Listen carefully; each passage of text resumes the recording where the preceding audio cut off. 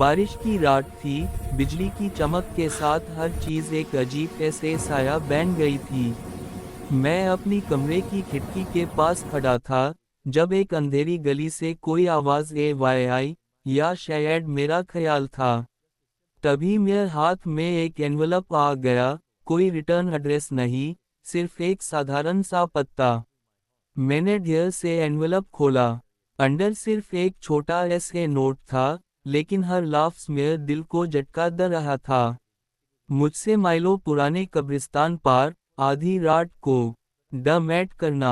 मेरा दिल तेज तेज धड़कने लगा, हाथ कांप रहे थे।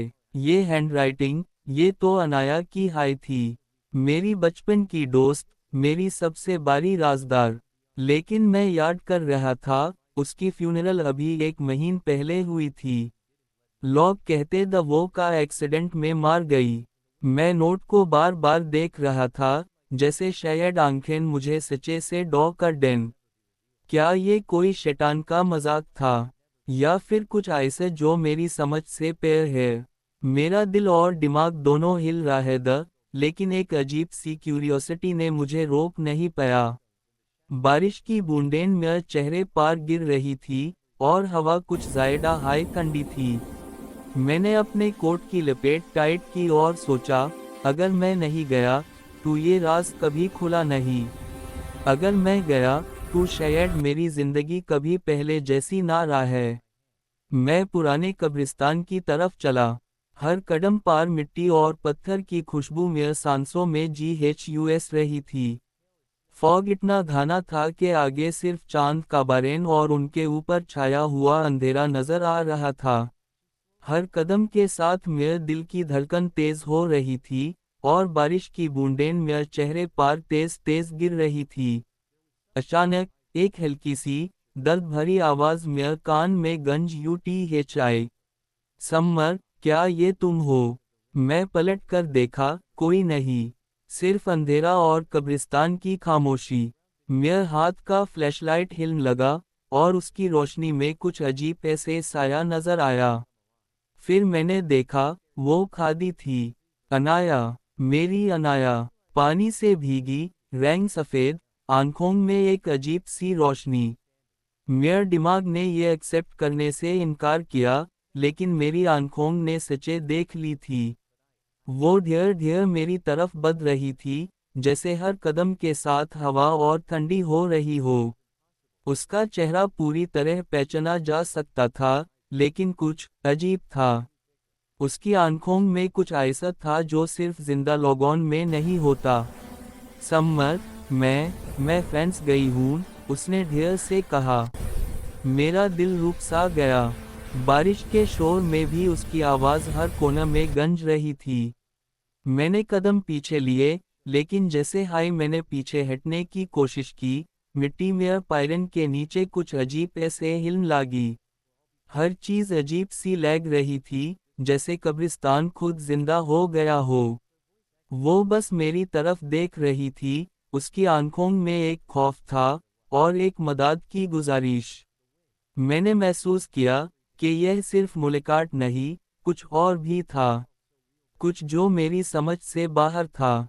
वो थोड़ी देर रुक कर मुझे घूरते रही, फिर धीरे से बोला, समर, मैं जिंदा नहीं हूँ। उन्होंने मुझे मान की कोशिश की, लेकिन मैं फंस गई हूँ। मैं इस जगह से निकल नहीं सकती। मेरा दिल तेज तेज धड़क रहा था। मैं अपने आप से कह रहा था, यह मुमकिन नहीं, यह इम्पॉसिबल है। लेकिन उसकी आंखों में जो खौफ और सच्चे थी, वो मेरी समझ से बाहर थी। फॉग और भी घना हो गया। हर कब्र के आस पास शैडोज नाच रही थी, जैसे कोई पुरानी रूहों की महफिल हो। हवा के साथ हल्की हल्की चीख भी गूंज रही थी। मैंने अपनी सांसें संभलने की कोशिश की, लेकिन एक अजीब सी ठंडक मेरे हाथ और पैरों में घुस रही थी। अनाया ने हाथ बढ़ाया, और जैसे हाय उसका हाथ मेरे रिस्ट को घुआ, एक ठंडी लहर मेरे पूरा शरीर में चल गई। मेरे पैरों के नीचे जमीन हिलने लगी, और मुझे लगा जैसे मैं किसी और हाई दुनिया में खड़ा हूँ। वो धीरे से फिर बोली, समर, सिर्फ तुम हाय मुझे यहाँ से निकल सकते हो, वरना मैं हमेशा यहीं फंस जाऊंगी। मैं समझ गया कि यह सिर्फ एक कॉल नहीं थी, यह एक समनिंग थी। उसकी आवाज़ मेरे दिमाग में गूंज रही थी, और मैं अपनी हिम्मत को इकट्ठा करते हुए सोचा, मुझे यूज़ बचना होगा, चाहे जो भी हो। शोर बारिश का, हवा का, और फॉग का, सब कुछ एक अजीब सी घनेरी दुनिया में बदल गया था। हर चीज़ इतनी रियल थी कि मैं खुद को संभल नहीं पा रहा था। मैं उसके पास बढ़ा, और हर कदम के साथ मेरी सांसें तेज हो रही थी, और डर भी, एक अजीब सी मिक्सचर ऑफ फियर और क्यूरियोसिटी मेरे अंदर बढ़ रही थी। अचानक, हवा तेज हो गई और फॉग और घना हो गया। मुझे महसूस हुआ जैसे कब्रिस्तान खुद जिंदा हो गया हो। हर तरफ सिर्फ अंधेरा और छाया हाय छाया था। फिर उसकी आवाज़ गूंजी, हल्की और डॉ से, समर, मेरी मदद करो। मैंने देखा, अनाया का साया मेरे सामने से गायब हो गया। मैंने जोर से दौड़ना शुरू किया, लेकिन हर कदम पर मिट्टी के नीचे कुछ गिरता हुआ आवाज आ रही थी। जमीन खुद हिल रही थी, जैसे कोई पुराना राज मेरे सामने खुल रहा हो। शोर बारिश का, हवा का और मेरे पैरों के नीचे की मिट्टी का, सब कुछ इतना तेज था कि मेरा दिल तेज तेज धड़क रहा था। मैं पीछे मुड़कर देखता, तो पता चला कि कोई और भी मेरी तरफ आ रहा था, कुछ अंधेरा ऐसे, कुछ रूहों जैसा, कुछ ऐसे जो सिर्फ नाइटमेयर्स में होता है। मैं भगते भगते एक पुरानी कब्र के पास पहुंचा। हर कदम पर जमीन दरार खोल रही थी, और शैडो लाइक फिगर्स मेरे पास घूम रहे थे। उसकी आवाज हर जगह से आ रही थी, पर अनाया का असली रूप कहीं नजर नहीं आ रहा था। समर, जल्दी, उसने चीखा। मैंने अपनी सांसें संभालते हुए हर कदम और तेज कर दिया। मेरे पैरों के नीचे मिट्टी और पत्थर के आवाज से लग रहा था, जैसे कब्रिस्तान खुद मुझे रोकने की कोशिश कर रहा हो। हर कब्र का साया मेरे सामने से हिल रहा था, जैसे कोई अनसीन फोर्स मुझे रोक रहा हो। मुझे समझ आया, यह सिर्फ एक चेस नहीं है, यह एक टेस्ट है। अगर मैं गिर गया, अगर मैं रुका, मैं शायद वहां फंस जाता, जहां अनाया फंसी हुई है। मैं फिर से उसी कब्र के पास पहुंचा जहां सबसे पहले अनाया ने मुझे बुलाया था। मेरी सांसें तेज तेज चल रही थी, दिल धड़क रहा था, और पैर कांप रहे थे। फॉग इतना घना था कि सिर्फ उसकी हल्की सी रोशनी नजर आ रही थी, जैसे वो मुझे गाइड कर रही हो।